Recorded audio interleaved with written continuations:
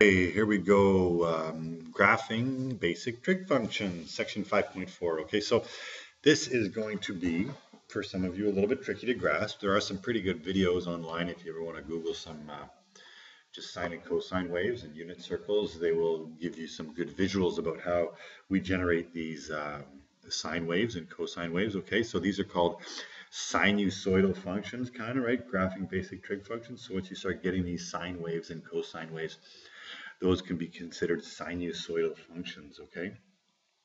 So maybe I can put that in here. They're called sinusoidal, okay, functions, and we're going to look at how to generate these. So first of all, we need to understand that these are periodic functions, okay? Sorry, I moved that up too quick. Sinusoidal functions, these are periodic, which means they repeat every 360 degrees so far, or every 2 pi. Okay, we're going to be changing those periods. That's called a change in frequency, right? If you shorten the wavelength or lengthen the wavelength, that has implications depending on what energy you're talking about. We'll talk about that soon. Okay, we divide x-axis into radians, and I will show you again what that means. So first of all, we got to remember that we have pi equals 180 and 2 pi equals 360. Okay, I've got a unit circle here for a reason I will show you momentarily. And here we're going to graph y equals sine theta. Okay, we're going to graph y equals sine theta. Now, before I do that, I'd like you to remember what a unit circle deals with. Okay, so first of all, if we have a unit circle and we break this up into, say, x and y, there's your x and there's your y, right? We'll call this theta. Remember, if it's a unit circle, then your sine theta is equal to y over 1, so just y. And your cos theta is equal to adjacent over hypotenuse, which is just x. All right, so basically if you're looking at the sine, then you're looking at the y value. Okay, now notice we talked about quadrantal angles. When it's on the x-axis here, when this terminal arm is all the way down, your y value is 0. So it starts at 0, 0, right? So that would be my first point right here, 0, 0. Now, as we proceed to pi over 2, what happens? Well, as this moves up to here, right, your y value becomes 1. So at pi over 2, which is 90 degrees, we have a value of 1. And then hopefully, let me slide this up. Hopefully you can see that as we move back down around here, your y value again approaches 0. And then once you get to the bottom down here, it's -1. And then return, oops, sorry, I went too far. It's down at -1, and then it jumps back up to 0, right? So 0, 1, 0, -1, 0, 1, 0, -1. So we end up having this pattern occurring all the way along. Now, other things that we know as well, at 45 degrees, right? If you look at your special angles, you know at 45 degrees, right? So sine of 45 degrees is equal to 1 over root 2. At sine 30 degrees, it's equal to 1/2. And at sine 60 degrees, it's equal to root 3 over 2. So we know those things, right? But what we don't know necessarily is what they are in actual fact. So 1 over root 2, let's just check this out. 1 divided by the square root of 2, that gives me 0.707. So at 30 degrees, hold on, let's try something else here. At 45 degrees, which would be halfway in between here, we have 0.7, right? So it's just a little bit above. At 30 degrees, we have 1/2. And at 60 degrees, you have 0.86. So if you plug all those values in, what you're going to see is that you do actually have a wave here, okay? You can plot the points, connect the points, and what you end up with is this cyclic pattern, this sine wave, all right? And that's essentially it, right? And it repeats over and over and over, and it goes back this way as well.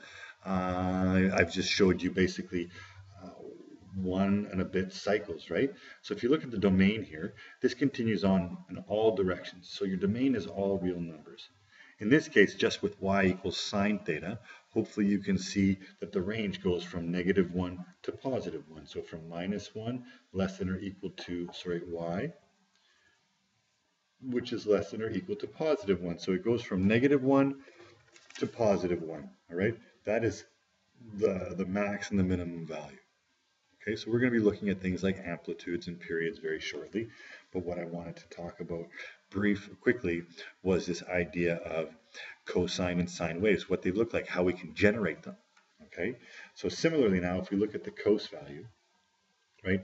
Cos here, cos of 0 is 1. So your cos value, so cos of 0 is equal to 1, right? And then cos of pi over 2 is equal to 0, because when you're up here, your x value is 0. We talked about those quadrantal angles. And then when you have cos pi, you're down at -1. And then when you have cos 3 pi over 2, right, you're back at 0. And then you end up at 360 and back at 1. So how does this look like on this graph, right? Let me slide the cos one down, see if we can get it all on there. So you see how cos 0 is 1. So it actually starts up here.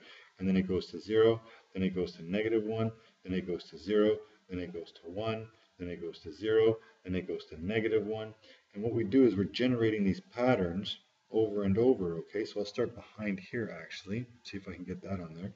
And there we go. And this is what you have when you're graphing your sine function. Now, or sorry, your cos function. If you actually want to use your calculator here too, look, you can actually graph sine x and watch what happens, right? Boom, there it is. Where is it? Oh, well, I'll sort that out with you guys later. Let's just have a look and see if you can understand where these two graphs came from and how we generate them, right? And we use a unit circle to describe it, and we use the values that we know to fill them in, and then we can connect the dots. So we looked at the domain and range here. Let's look at the domain and range here. Still, the x value, all real numbers, and still it goes from -1 to +1. Okay, so there's a couple things that we have to look at here. If we want to talk about the height, sort of what we call the amplitude here, okay, this value right here is what we call the amplitude. Okay, how far up or how far down it goes. Okay, notice that it's not from 1 to -1. It's from the middle to the top, from the middle to the bottom. Now, amplitude can be thought of as either, if you're talking about sound, the larger the amplitude, the louder it is. If you talk about light, the larger the amplitude, the brighter it is. Okay? And we also have something here called the period. And the period is how long it takes to do one cycle. So this is here, one period would be from the beginning, all one cycle, back to where it started, just before it starts repeating itself again.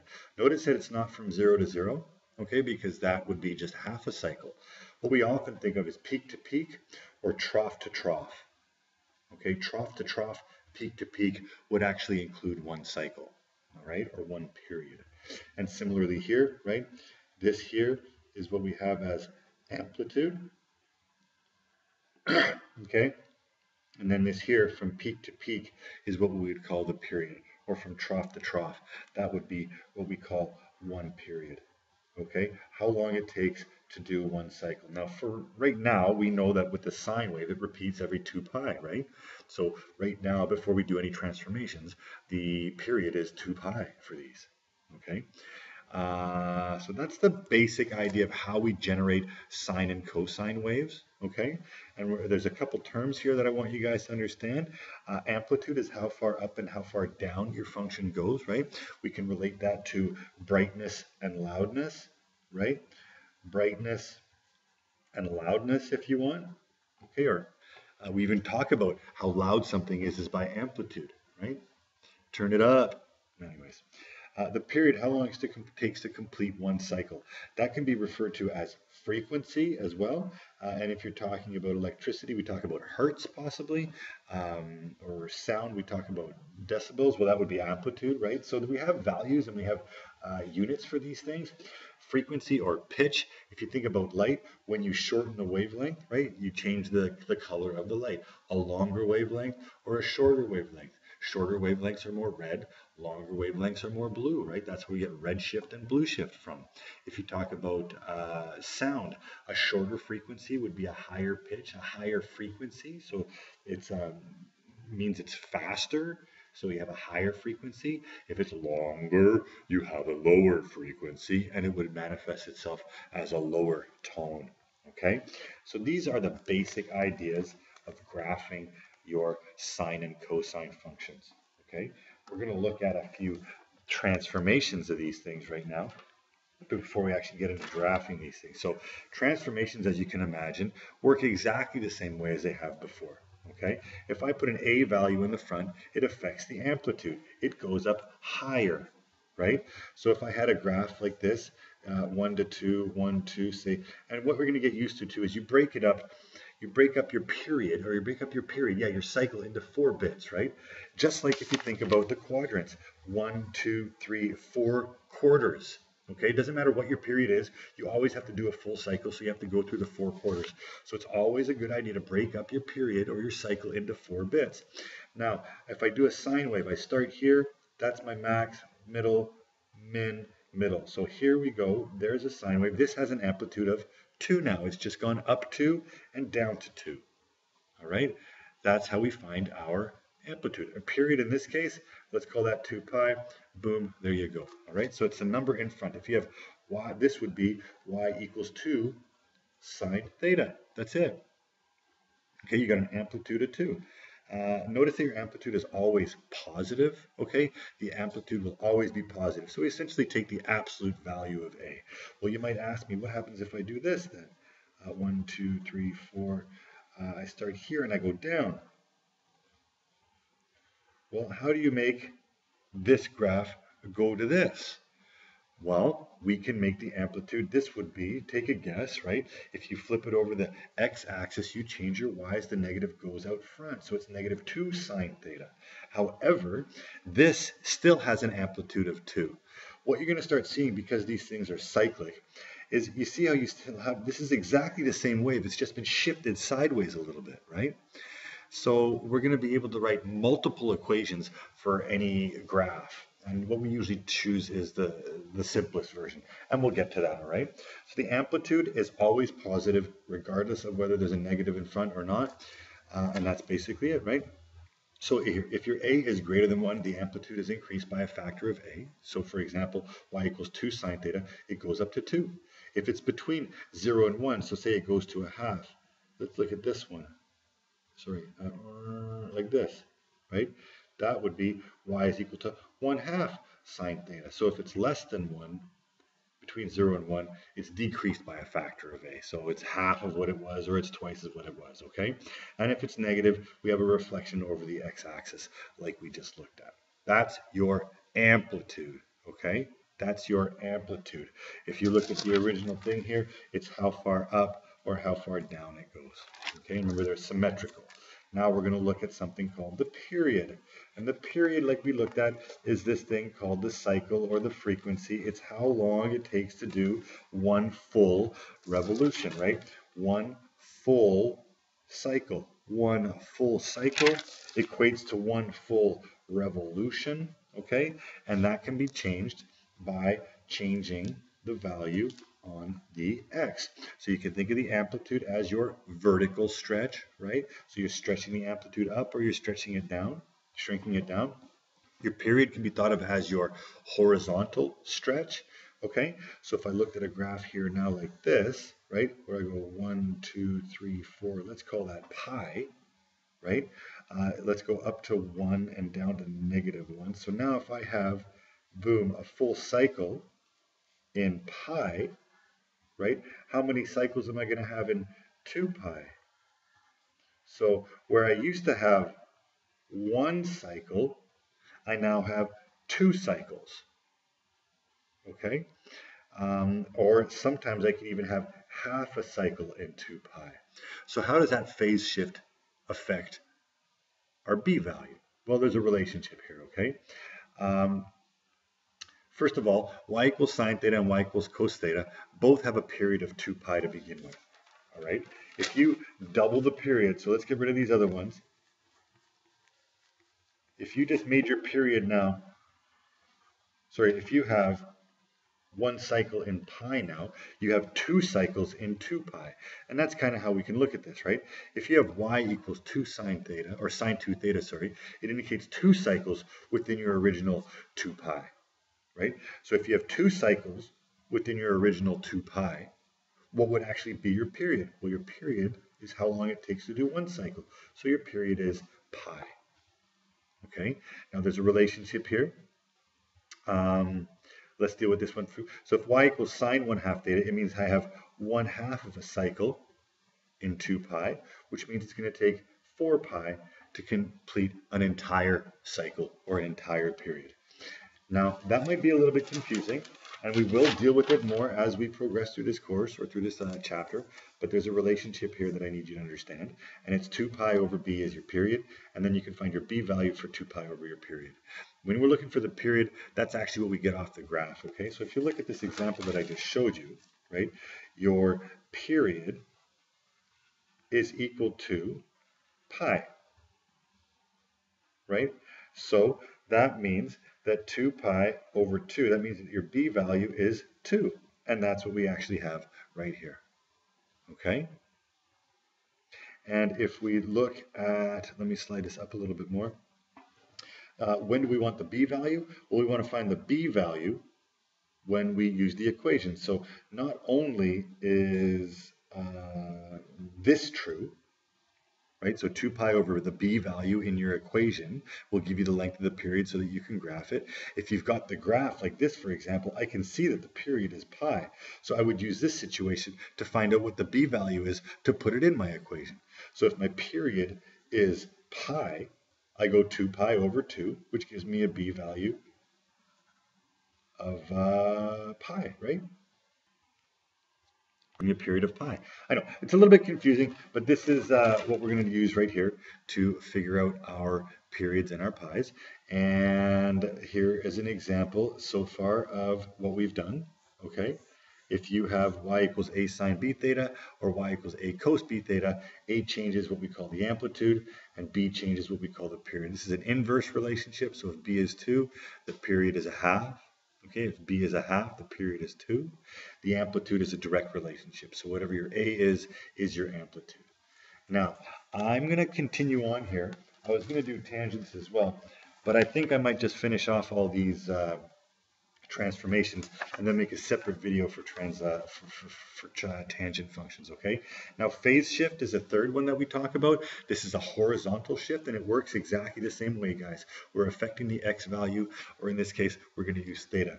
This is exactly the same as saying x minus c. Okay, it's just that often we use theta to represent an angle variable. Now it's exactly the same as before, people. So if c is greater than 0, it moves to the right. C units.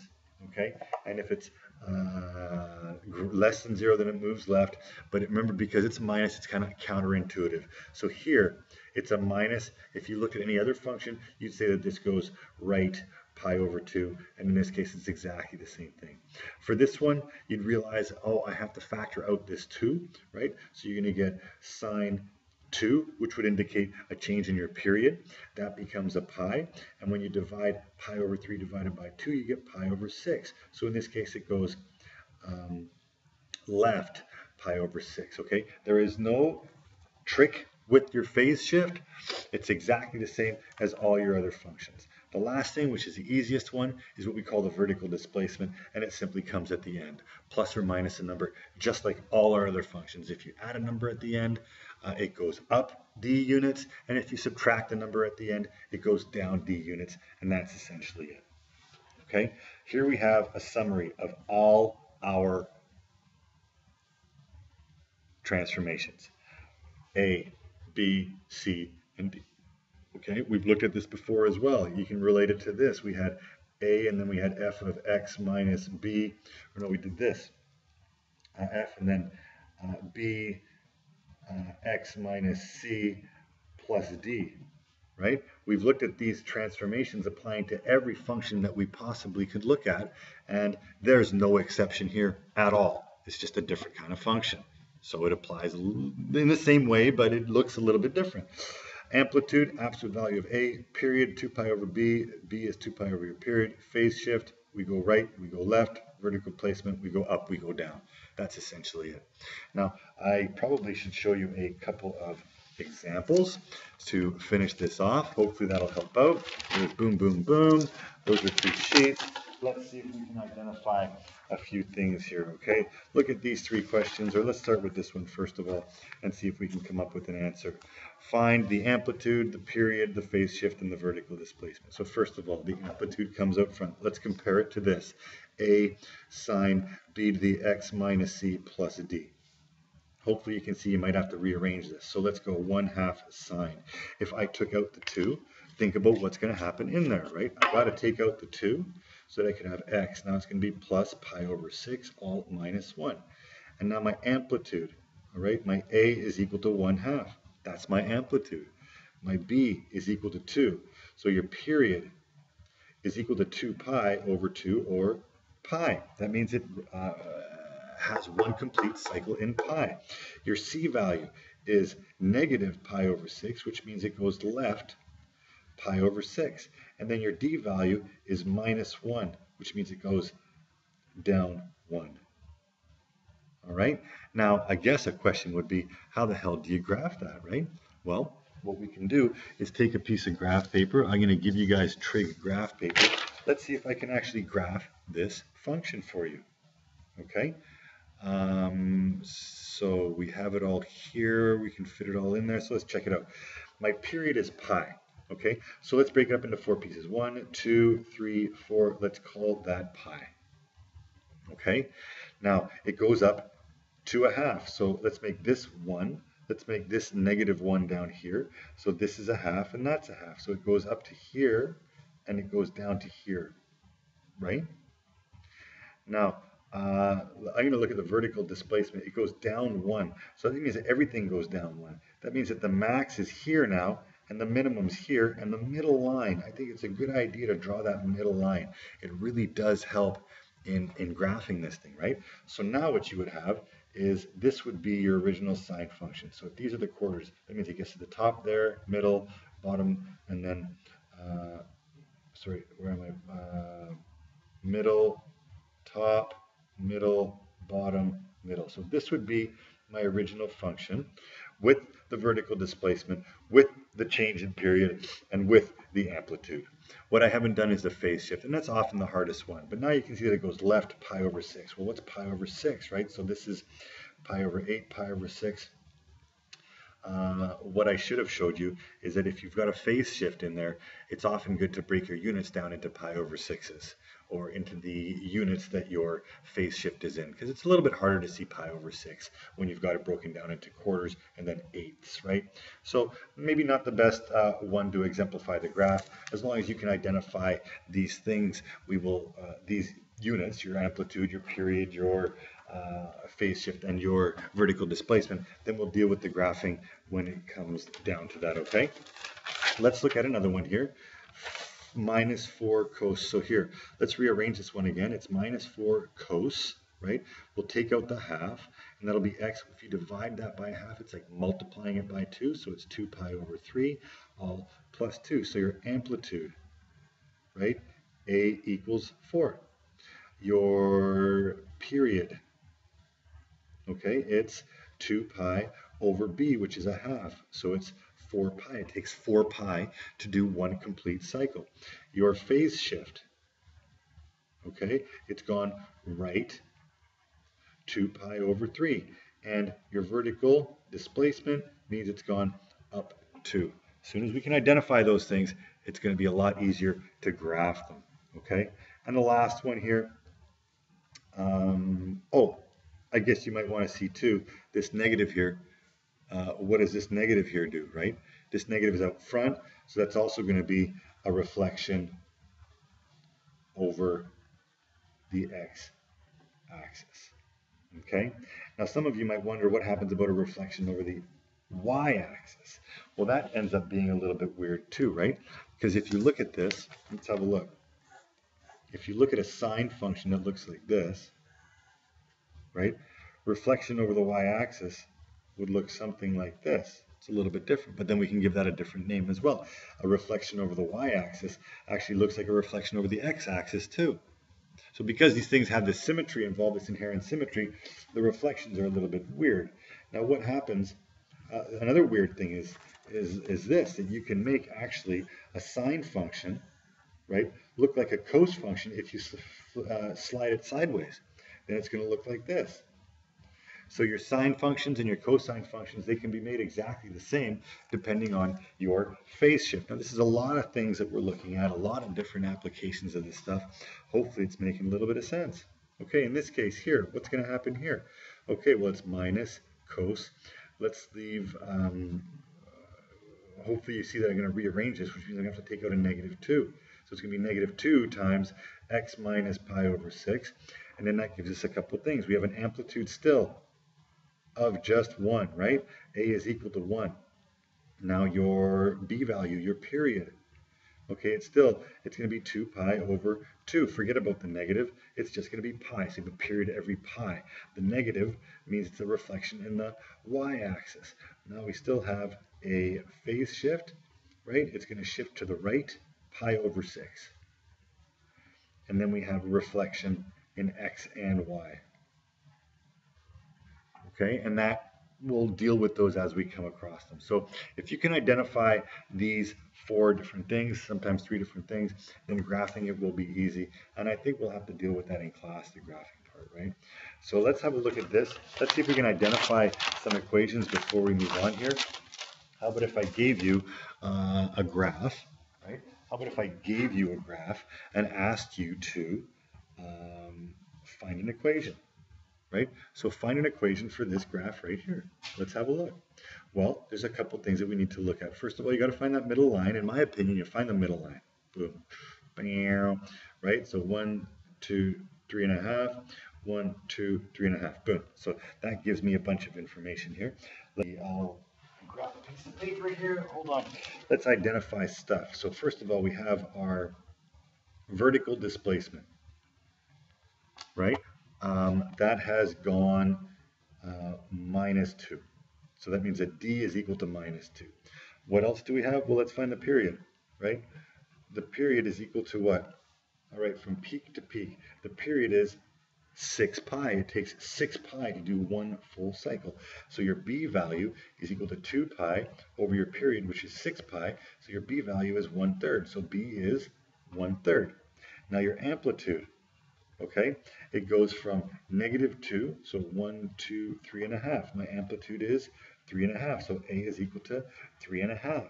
The last thing you need is a phase shift. Do you have a phase shift at all? Well, you can if you want, and this is where it gets a little funky. Let's see if we can quickly just look at our graph here, right? You remember, hopefully, that sine starts at 0 and cos starts up at 1. Well, this thing starts up at the top, right? This is the top, and that's on the y-axis. So we can simply call this no phase shift and call it a sine function, right? So, or a cos function. So we can go y is equal to, my amplitude is 3 1/2. It's a cos function. I have a b value of 1/3, and then I have a phase shift. Let's use theta. I don't have a phase shift, so 1/3 theta, and then -2. This is the best equation for this graph, okay? The best equation for that graph. Now, if you wanted to talk about a phase shift, okay, you want to make it a positive sign, well, the amplitude's still the same. Let's make it a positive sign. The period's still the same. It still goes down 2. What you have to do here is figure out the phase shift. Well, if I want it to be a positive sign, it means I have to start on the x-axis, or essentially the x-axis, and go up, right? So I extended it back here. You can see that that's going to be, what do we have here? That's pi, so this is pi over 2. This is 3 pi over 2. So that's going to be -3 pi over 2, which means plus 3 pi over 2 would be another equation for this exact graph, okay? Now, even if you want to do another one, say started here, well, you can see that would be a reflection of your sine. It's going down instead of up. So you could do exactly the same thing. It's going to be, and you flipped it over the x-axis, so it means that you have a -3 1/2, and then it's sine. Your period is the same, and then it's going to be to the right 3 pi over 2, all -2. So there's no end of equations that you can write for these functions. What we do is we choose the one that has the smallest amount of phase shift. So this would be the right one, in my opinion. Okay, let's look at one more here, and then I'll leave you guys alone. So let's find the middle here. Okay, let's find the middle here. Boom, it goes. So this is how we can find it, right? 1, 2, 3, 4 is my full spread. So half of 4 is 2. That means that my middle line right here is my thing, right? So if we want to do it in order, let's look at the amplitude, right? The amplitude. A is equal to 1, 2, 1, 2. So A is 2. Let's look at the period. Okay, so the period is equal to, well, peak to peak. So from pi, or trough to trough, or middle to middle, let's do that. From here to here, it looks like 4 pi. So my period is 4 pi. So B is equal to 2 pi over your period, which is 4 pi, or 1/2. That's your B value. Okay, now you're starting on that middle line, which means you don't really have a phase shift. We'll look at that again as we get into more complicated ones. So the phase shift, I don't have to worry about it, but I do have a vertical displacement, right? It's gone up 1. So your D is equal to 1. So now Y is equal to, my amplitude is 2. I'm looking at the sine function because sine starts right here. Okay, it starts in the middle and it goes up. So it's 2 sine. My B value is 1/2. I have no phase shift. Let's use X this time and then go +1. This is the best equation for that graph. Now, if you wanted to call it a cos function, could you call it a cos function? You absolutely could. Well, let's start here then, okay? Because that's the cos function. It starts at the top and then goes down, right? So if we wanted to be a cos function, it still has an amplitude of 2. It still has a period of 1/2. Now, which way is it gone? It's gone, this is where it normally starts, and I've gone to the right pi. So it's going to be x